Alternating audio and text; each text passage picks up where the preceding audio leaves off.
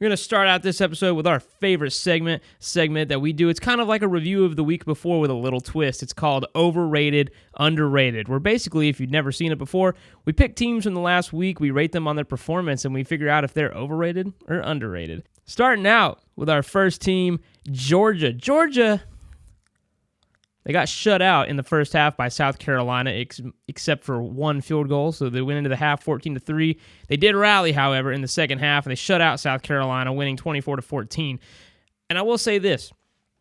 This is probably, we've been doing this podcast for 4 years, this is probably the closest pick that I've made, or like the best examination of a game, pre-examination of a game that I've made. I called South Carolina to score and score early and lead early, and I called Georgia to sputter on offense early, which they did, and then in the second half, I said South Carolina would not be deep enough on offense and defense to keep up, and they weren't. Georgia, I said they were going to win by 13. They won by 10, so I was really, really close. I'll say this. Is it Carson Beck or is it Mike Bobo? That was a big question, right? Why wasn't the Georgia offense able to do anything in the first half? Because defense actually kept us in the game. Yeah, they gave up 2 touchdowns, but the way South Carolina was playing in the first half, they probably could have got more points than that. So defense kept us in it. Is it Carson Beck or is it Mike Bobo?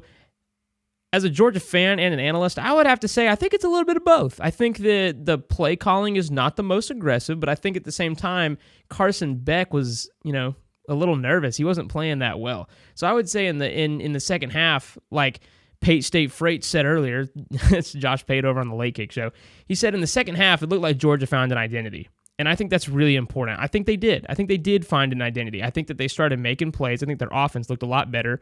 And I think that going forward, they're going to look a little bit better. I'll let you guys go first. What do you think about Georgia?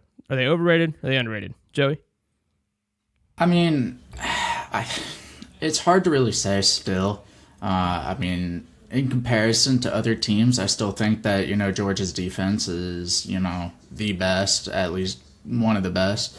But on the topic of Carson Beck or Mike Bobo, I feel like it's kind of a situation where you saw Clemson at and you kind of see them transitioning out of, and that's, you have these very talented quarterbacks, but, the offensive coordinator is very conservative, I guess is the right word to put in there. So, between the two, I would probably say Mike Bobo is more of the reason why.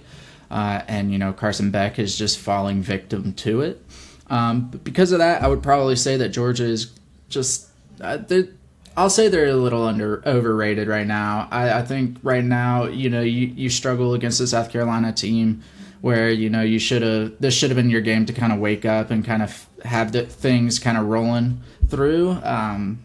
But it didn't happen whatsoever. So I'm going to say this. I think that as a team, I think Georgia is still right where they should be. There's a lot of talk this past week with the AP. They were like, well, they didn't look great against a subpar South Carolina team, so why are they still ranked number 1? And my answer to that is they've won 20 straight games. They're 2-time defending national champions. There's no reason for Georgia to fall. Did they look rough in the first half? They did. I think as a whole, they're right where they should be. Offensively, though, I would say they're a little bit overrated simply because they did sputter early. The defense is still right where they should be. And so the question becomes, if they can get the offense clicking early with the defense they have, they'll be in business. But right now, I think Georgia looks good overall, but the offense does need some work. And I can answer your question, too, as to why Georgia didn't deserve to drop. There were a lot of teams in the top 5 this past weekend that hid behind a lot of points being scored in the second half. Michigan went to halftime up 14-6 against Bowling Green, okay? Florida State, we all saw them, and they dropped because of this, and that's probably why they dropped. They barely escaped Boston College at home.